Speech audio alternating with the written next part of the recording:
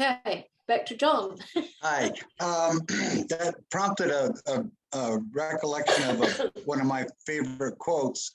It's by Edmund Burke, a 17th century English politician, who once said, "No man makes a greater mistake than he who did nothing because he could only do a little."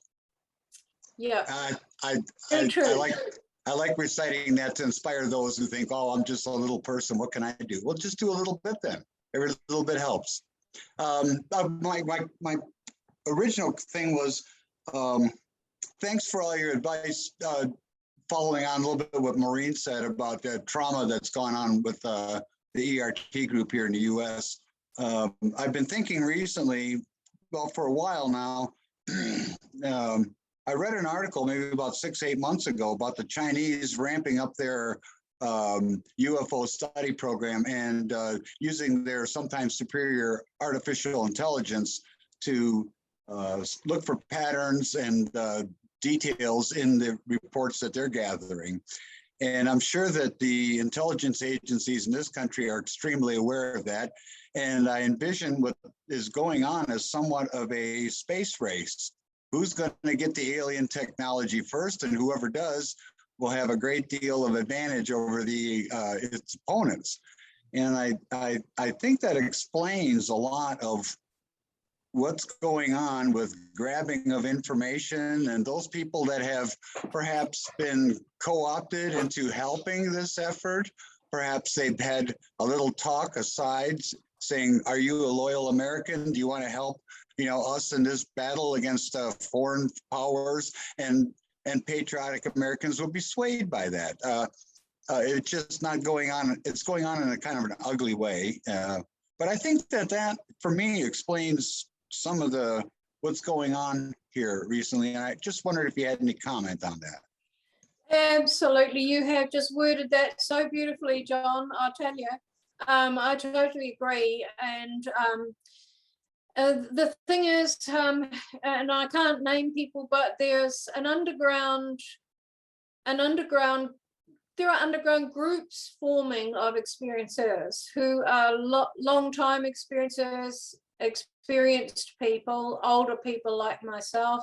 I don't like to say I'm old, but been around a long time, seen a lot of things is another way of putting it. And there are groups forming, and there are protection mechanisms happening. And what people like you, me, Maureen, and others need to do is absolutely keep in touch, really keep in touch. And I agree with everything you said. I think this is a power play for technology. Technology is power. Technology is money. Technology is getting off the planet. If the world starts to blow up, you can escape somewhere, even as far as that. So there's a lot of things seething underground at the moment that will burst through eventually, and we have to be as ready as possible to deal with that, and we have to be very strong to deal with that. This is not going to end pretty for a lot of people, and I can only hope that the agenda that the ETs have been preparing for so long is really going to save the day and come to the fore, so that we can save ourselves. They are not saving us, they're assisting us. And we have to do the work. We absolutely have to do the work. And as you said, I get asked so many times by people, well, what can I do? I don't even know what my task should be. What can I do? And I say, simply be the best person you can. Recycle and wait, because your destiny is stamped out, and if you're meant to do something, you will at the right time, and timing is everything. Okay, Troy. Oh, thank you, Suzy. That's a lot of great information. So I am Gray and other species of ET experiencer, and have been for probably literally my whole life and before. I've had experiences and some very explicit, very physical memories I've recalled, and different memories on craft with gray beings, with mantis beings, some human types, and I'll say that in my years of experiences and the probably countless beings I've heard of and encountered myself and with people near me and close to me, I've learned that there are many different types with a similar shape too, but even with different skin colors. So I'm curious, I guess my question will have multiple parts that you may need to respond to, but my first question is how many other slight variations of grays in head shape, eye shape, skin color, etc. have you seen and witnessed, or is there just one? No, there's a whole variety of greys that I've seen. Excuse me. I wouldn't know how many I've seen because they have differences in appearances, head shape, skin coloring, skin texture, size, etc. The way they communicate sometimes is slightly different, like listening to a Scotsman speak and then listening to a German speak, if I can put it that way. So there's these slight differences. I've lost the strand of your question now. Oh, that kind of answers the first part, which is about the different types you may have encountered. And I guess the next main part that I want to get at is,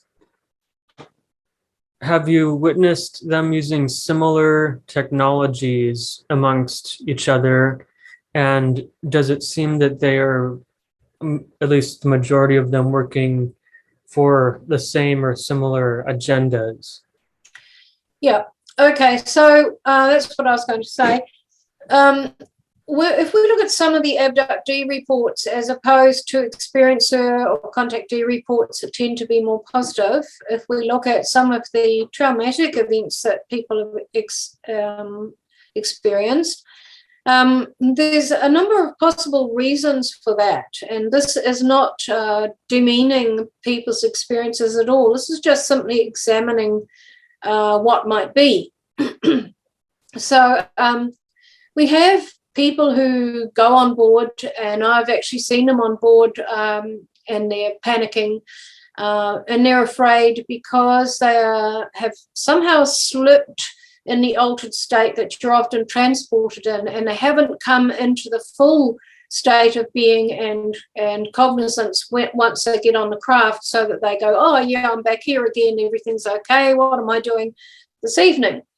So they're in this netherland where it's frightening, and sometimes when we are afraid, we can cut off our senses, so we don't remember things so well, or we remember different things differently to how it actually happened because we're traumatized, and we may not hear the telepathy that's being directed at us.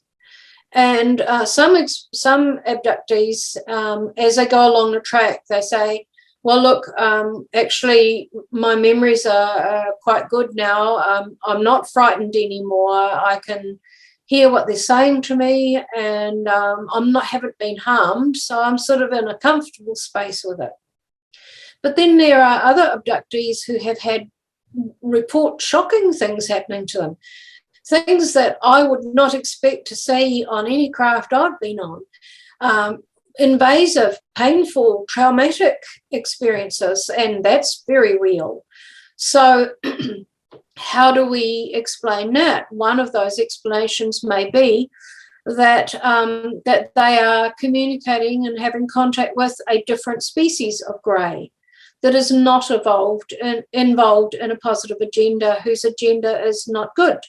And in fact, when I have been on craft on one occasion, the Greys told us that he was asked a question about this difference between what people report. And he said that there are interlopers. There is a species that is creating problems similar to them, and they are having to deal with it. So that would indicate to me that, yes, there is another species that looks like a grey, but is not part of this conglomerate or this coalition.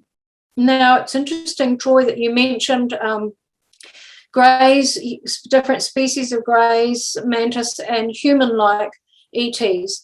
Those are all the ones that I have commonly seen as part of this agenda, this coalition on craft. Those ones are the ones that I see. No reptilians, no bad greys or anything like that. And the greys are the front guys because they have certain skills, they have certain craft that they use which are appropriate, etc. And behind that, we have the mantis, which are the planners and the facilitators and very heavily involved in the medical stuff. And then the ones that are very similar to us that are in some kind of companion role and an advisory role and seem to know a lot about our psychology, which perhaps they're passing on to these other species.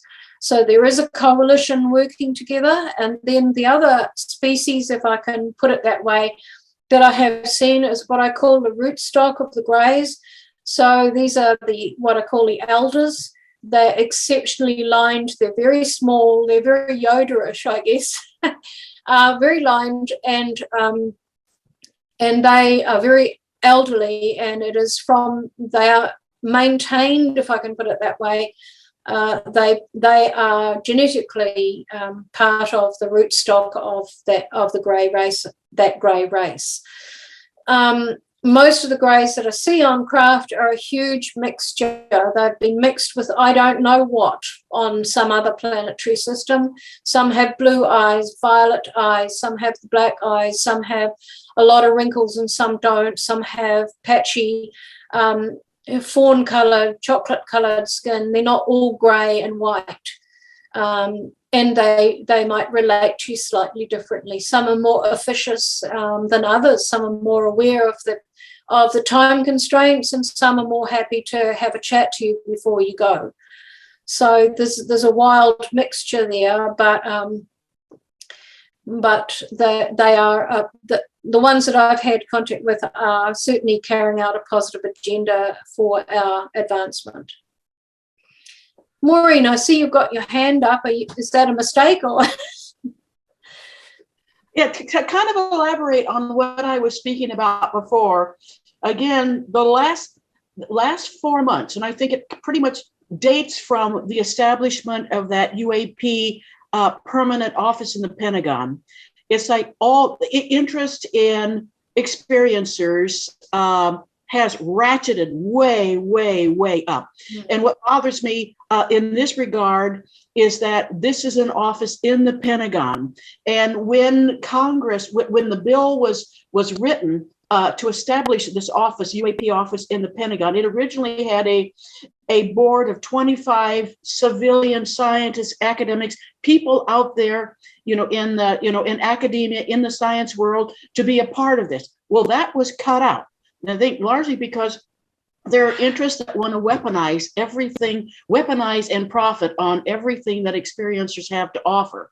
But also, it's if you go back to the UAP task force report that came out almost a year ago in June, that everybody pretty much dismissed. If you read that very carefully, you read that 143 of the 144 cases that were investigated by these people in the Pentagon could not be explained, even though at least 80 of them were detected by the most sophisticated sensor equipment that we have in our $1 trillion military. And you have to think, and everybody's just sort of dismissed that. And it really only took recently with this enhanced interest in experiencers that I realized they couldn't identify them because 143 of those 144 cases involved anomalous phenomena. It's all about, it's like, and they came out, the Pentagon came out and basically announced it's all about anomalous phenomena. Even the most sophisticated sensor equipment we have cannot explain those things that go poof.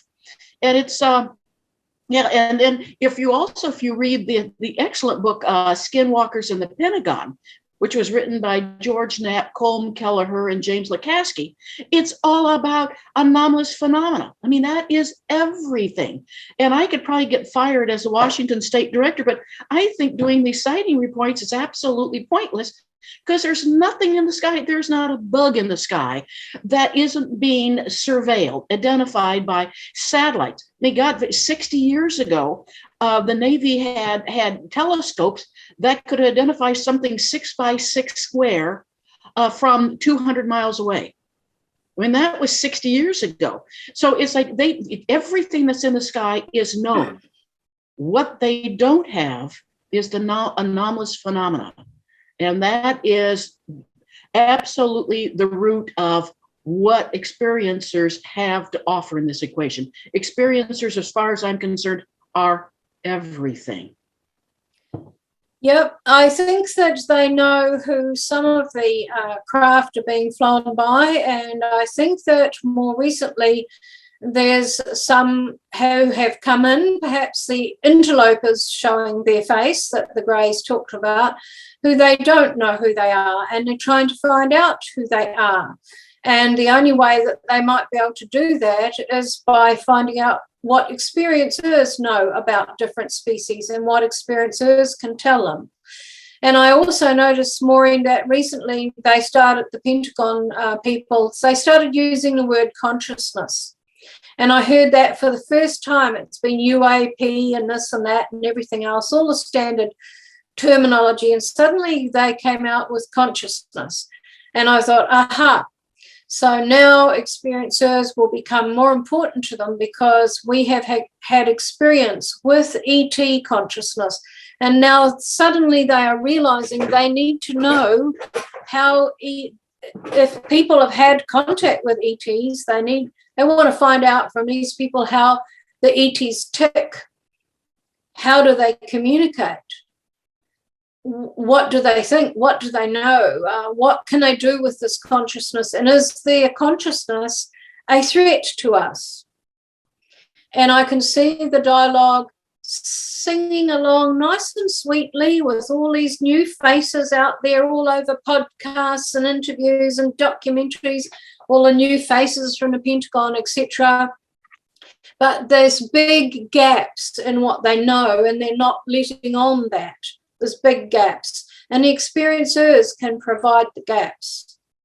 So do they gain as much, quietly gain as much data about experiencers, obtain it through whatever means as quickly as possible, analyze and study it, keep that data, and then demonize experiencers so that experiencers have no power?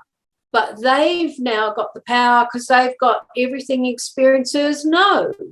So now let's demonize the experiencers. Nobody will believe them, but they'll believe us because we're tied to scientists and everything, the government. We can be trusted.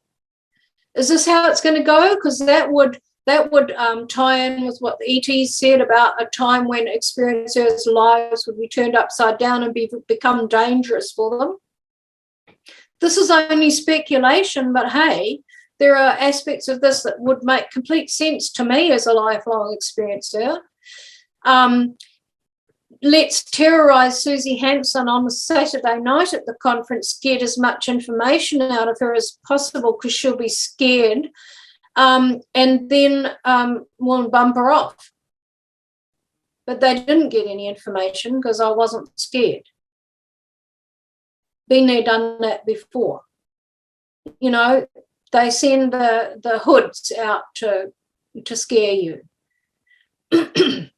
So, yes, I think that there's a lot of sorting and sifting to happen, and there are a lot of power plays going on in the background, and there's only certain dialogues being made public to the public, and we're expected to believe them.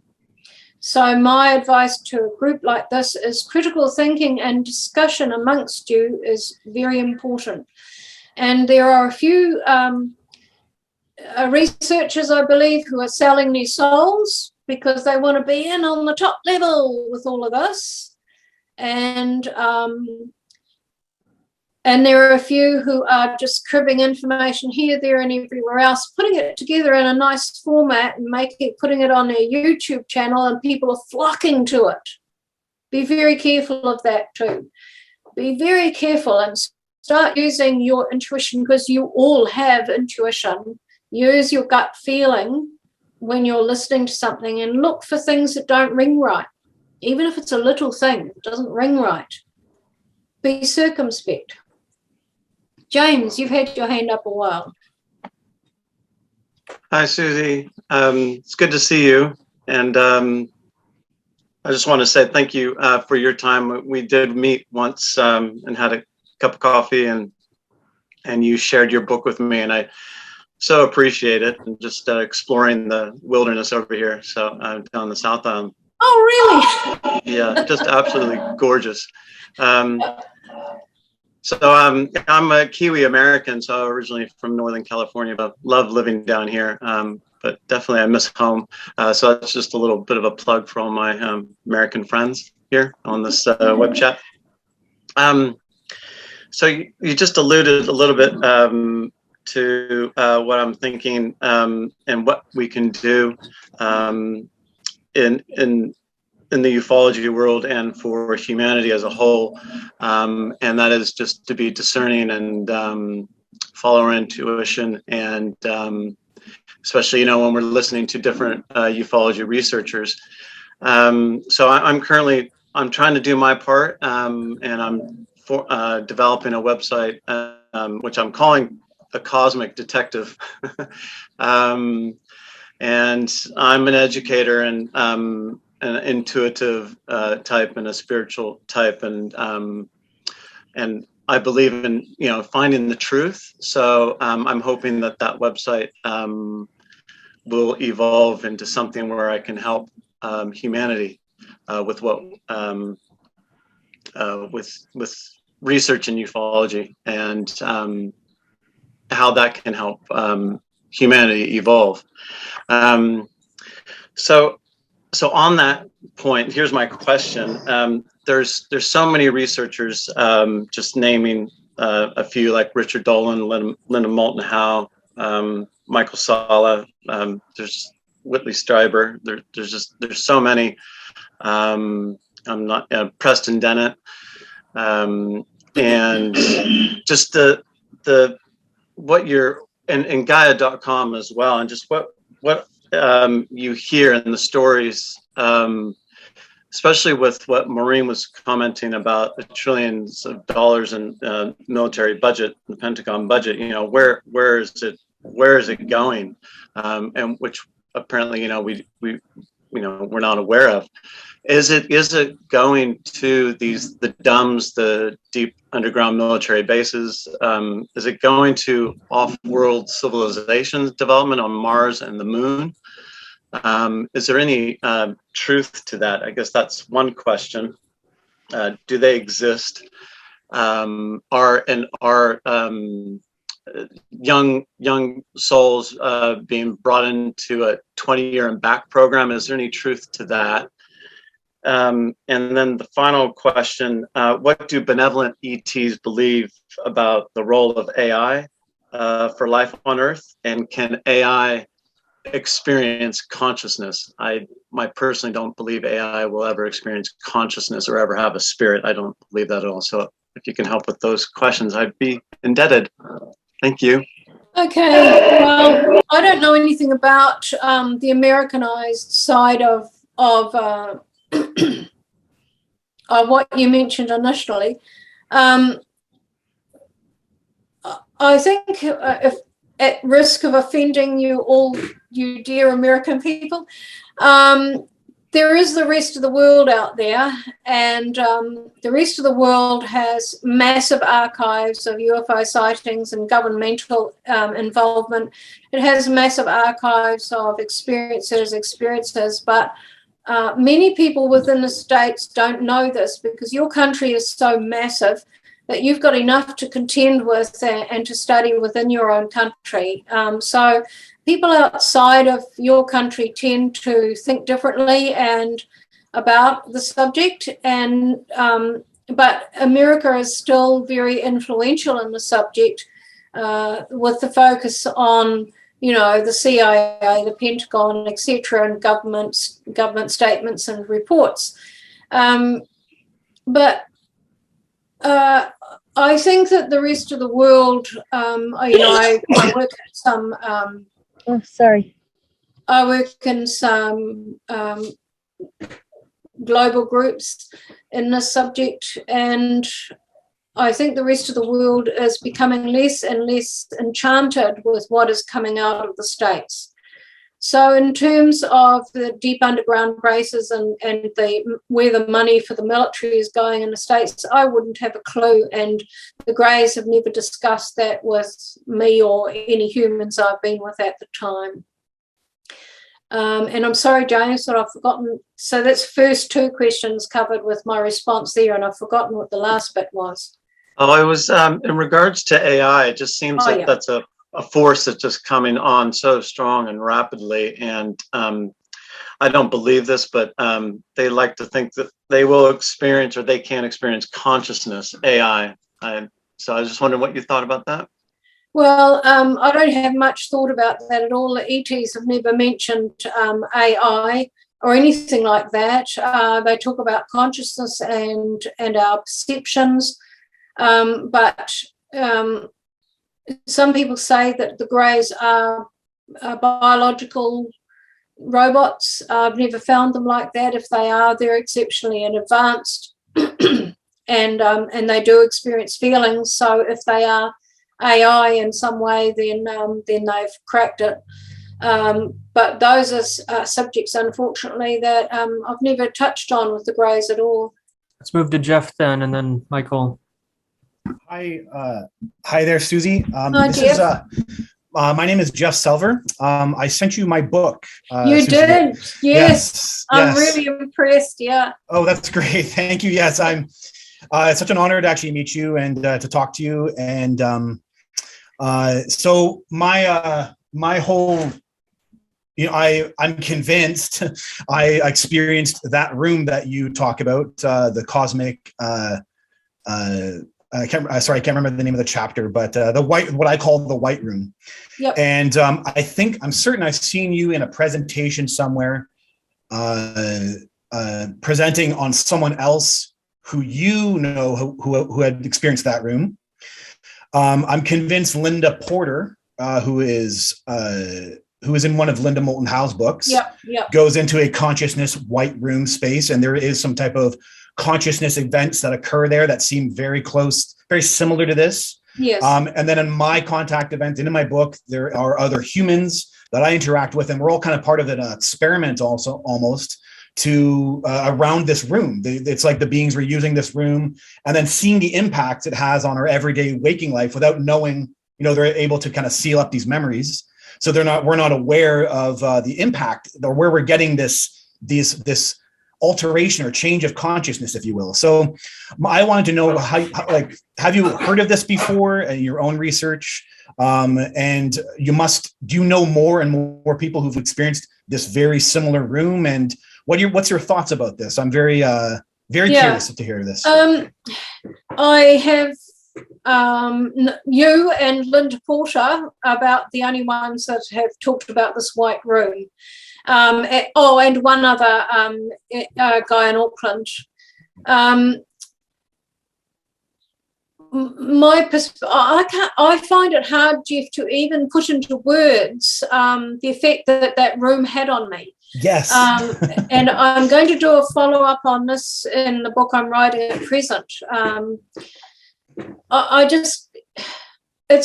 It's like it's so outside of anything that we understand. What took place there was outside of anything we understand, and the witnessing of it, the witnessing of them dematerializing their bodies and reforming and then coming back and talking to us with this thought voice and the encouragement and this massive feeling of love and being encompassed by it. And the joy I've described in speeches, the joy that I felt in this room. joy is not a word I use. It's kind of an old-fashioned word. Happiness is a better word for me.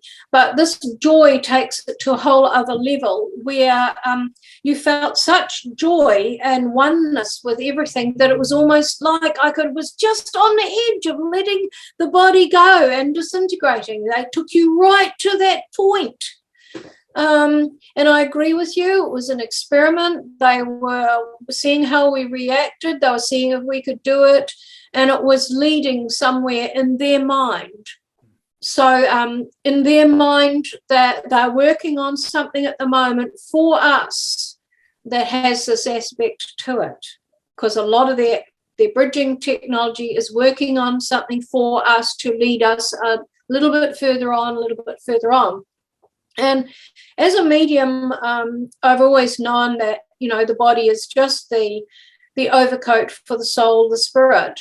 But that experience changed my life in the sense that as a chronic pain sufferer, I know what pain is like. I live with it. And so from that perspective, if I lost my body tomorrow, I wouldn't care because my soul and my spirit, I know, will live on. But my whole perspective of my own body and its relevance in my life changed from this experience. So I'm still pondering on this one because it was what I would call a wondrous event. It is the only, I've experienced some amazing things, but this was the only wondrous event. And it makes me feel very emotional and tearful to think about it. And if we could all experience what I felt in that room, there wouldn't be any wars. Yeah. Nobody would be sick. And there would be harmony. Fantastic. Thank you, Suzy. Thank you, dear. I'll get back to you when I've finished your book. Okay, then Suzy, I think we should wrap up. Thank you all for participating. We had up to 29 people and researchers from at least 2, maybe 3 different countries, as far as I understand, joining. So thank you all. We're all in this together. It's really a worldwide progression from here on, as I understand, and the whole world is really awakening to all of what we talked about. Thank you, Suzy, for talking and speaking out and sharing your experiences. I'm noticing in my life and my studies and my research and experiences that a lot of things are really converging right now in the alien and contact realms and otherwise. And I think all realms are starting to come together more. I'd just like to say thank you very much to you all for being a great audience, and it's lovely to see the familiar faces amongst you. I feel a real kinship with those of you here that I know and have met. And when I meet people and talk to them and make a friend of them, I like to consider they are a friend for life. And please feel free to contact me, any of you, if you have any further questions or anything you'd like to talk over. Mm-hmm. Yeah, And Washington MUFON would like to thank you and everybody for attending. This has been absolutely fabulous. Thank you very much, Suzy, and everybody who has attended today. You are among the enlightened. Maureen, do you have a final word for Washington MUFON? Well, it's going to have to be. I have somebody at the door here. We are going to be doing a lot more things in the coming future, and in fact, I'll be doing a presentation in conjunction with SUFON in June. I can't remember the exact date, June 18th, something like that, on UFOs and ETs and ancient art that you might find of interest. It's the favorite subject of mine, and I think you'll find it very, very interesting. So, yeah, SUFON and Washington MUFON are going to be doing a lot more work together, and that's going to be it. I'm going to let you go home. Yes, thank you, Maureen. I just want to share that those in Washington MUFON and SUFON and anywhere else who want to keep up with us, SUFON is on Facebook as all caps, SUFON, Seattle UFO Network. and meetup.com is all caps Seattle SUFON Seattle UFO Network, and the same title, all caps Seattle SUFON Seattle UFO Network, is the YouTube channel. And there's in the chat, and it will be also shared in the YouTube description at the bottom, the link to the SUFON Etsy page, Etsy store, if anyone wants to check out some of the neat merchandise. We're going to make more with authentic UFO photos soon, do a contest that I'll announce soon.